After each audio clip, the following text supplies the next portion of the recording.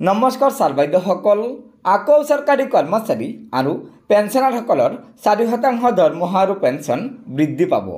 হয়, এয়া চাওক, কেন্দ্ৰীয় চৰকাৰৰ শ্ৰম মন্ত্ৰালয়ে প্ৰকাশ কৰা মাৰ্চ 2025-ৰ AICPI IWৰ সূচাংক 0.2% বৃদ্ধি হৈ সৰ্বমুঠ সূচাংক হৈ গৈছে 143%। এই 143 সূচাংকৰ আধাৰত ডিএ গণনা কৰা কেলকুলেটাৰত হিচাপ কৰি পোৱা গৈছে যে জানুৱাৰী 2025-ৰ পৰা মাৰ্চ 2025-লৈকে মৰ্গীয়া বানচ অৰ্থাৎ ডিএ দিয়াৰ 2%লৈকে বৃদ্ধি হৈ গৈছে। অৰ্থাৎ বৰ্তমান চৰকাৰী কৰ্মচাৰী আৰু পেঞ্চনাৰসকলে 55% হাৰত মৰ্গীয়া বানচ লাভ কৰি আছে।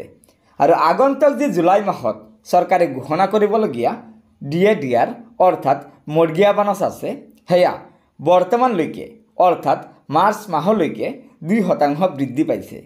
আৰু আগন্তুক এপ্ৰিল, মে আৰু জুন মাহতো যদি এনেদৰে AICPI IWৰ সূচাংক বৃদ্ধি পায়, তেন্তে কৰ্মচাৰী আৰু পেঞ্চনাৰসকলে জুলাই মাহৰ পৰা পাবলগীয়া ডিএ দিয়াৰ অৰ্থাৎ মৰ্গীয়া বানচ 4% বৃদ্ধি পাব।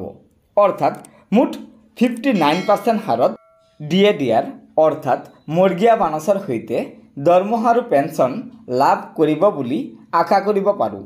গতিকে ছাৰ বাইদেউসকল, এয়াই আছিল কৰ্মচাৰী আৰু পেঞ্চনাৰসকলৰ দৰমহা বৃদ্ধি সন্দৰ্ভত থকা আজিৰ সুখবৰ।